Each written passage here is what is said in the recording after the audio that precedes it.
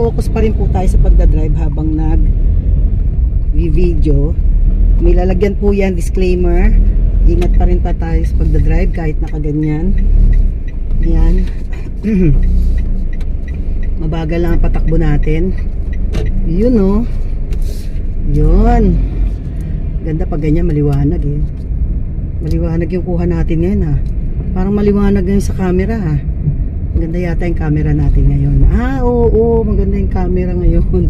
Hindi katulad ng mga nakalipas na panahon eh. Madilim yung camera na ginamit natin. Ito pala maliwanag. Okay. So ayun. Doon sa nakaraan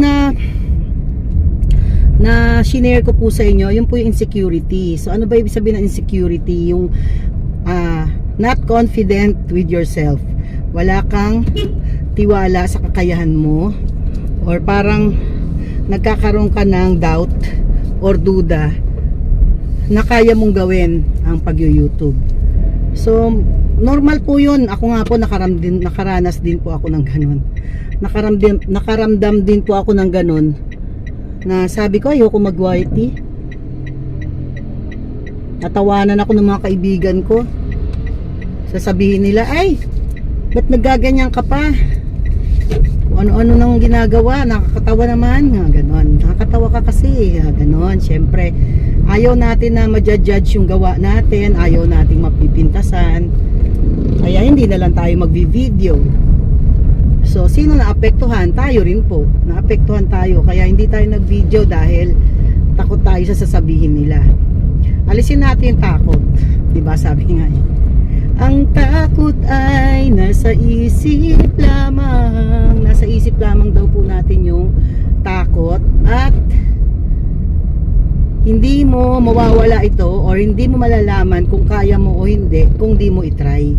So dapat po subukan natin. Kailangan subukan natin ang mga pangyayaring nagaganap, at tingnan natin kung kakayanin nga natin po yung mga bagay na ito. So ayun, kung sa sarili po kasi, kung sa sarili tayo magfo-focus, talaga pong marami tayong mapapansin. Itsura mo, makeup mo, buhok mo, camera, lights, diba? Lahat po yan ay pwedeng makaapekto sa atin, at ayaw natin nun. Pero kapag inisip po natin or mag-concentrate tayo na meron tayong gustong ipabatid sa kanila, may gusto tayong ipaalam, may gusto tayong ibahagi, na alam natin makaka-inspire, makakapagbigay ng impact sa buhay ng iba, nakakatulong. Like naiisip ko dito sa mga sinishare ko dito sa mga bagong YouTubers, makakabigay siya ng inspiration, makakapagbigay siya ng lakas ng loob, makakapag-inspire siya na magpatuloy sa paggawa ng mga video. So ayun, wag mo nang tumingin sa number, kasi 10 man yan, tapos doon sa 10 na nood, may 5 na naniwala, may 5 na nagkaroon ng lakas ng loob, may 5 na na-inspire dahil sa sinabi mo. So ibig sabihin po, may value po yung sinasabi natin, at nakakatulong tayo sa iba. So yun ang mahalaga po, na nakatulong tayo sa iba at na-inspire natin yung iba na magpatuloy. Okay, ganun lang ang buhay eh. Ikaw po ba ay negative, na pag nakausap ka, nadi-discourage yung tao sa'yo, nadi-discourage yung tao na sumubok sa mga bagay-bagay, at lalo silang nalulugmok sa kanilang insecurity? Or ikaw po ba yung tao na kapag nakausap ka naman nila, nai-encourage sila, lumalakas yung loob, nagkakaroon ng tibay ng dibdib na masolve ang mga problema, napapaalalahanan tungkol sa Panginoon? So kung ganun po tayo, then mahalaga po yung channel natin, may value, may kahalagahan po yung channel natin, dahil nagbibigay tayo ng inspirasyon, at ipinapalaganap natin na ano man ang katayuan natin sa buhay, meron tayong mai-share. So yun po ang mahalaga. So sa pag-YouTube po natin, ganun din po ang lagi nating iisipin. Meron tayong mensahe na mangangailangan may taong mangangailangan ng mensahe natin na matutulungan natin sa pamamagitan ng mga mensahe natin. At sa pamamagitan ng mensahe natin, isa man o dalawa man yan or 5 man yan or dumami man, kasi yung once na mai-upload po natin ang video na yan, hindi na matatanggal yan unless i-delete po natin. E paano kung after 2 years saka lang nila mapanood, saka lang dumami, nag-pick up yung ano mo, yung video mo, ibig sabihin dumami po, nag-viral nung bandang huli pa, hindi, or dumadami as time goes by, hindi naluluma yung mensahe yung mensahe ng pag-asa, yung mensahe ng pagkakaroon ng tiwala sa sarili, mensahe ng pananalig sa Panginoon, hindi po yan naluluma kahit kailan. Kahit kailan po may mga taong nangangailangan ng inspirasyon. Kaya pag ganyan po ang iyong mga tema, wag mong isipin lang yung nanonood ngayon. Ang isipin po natin na mga salubong. Bibilis sa mga sakyan dito. Enjoy lang.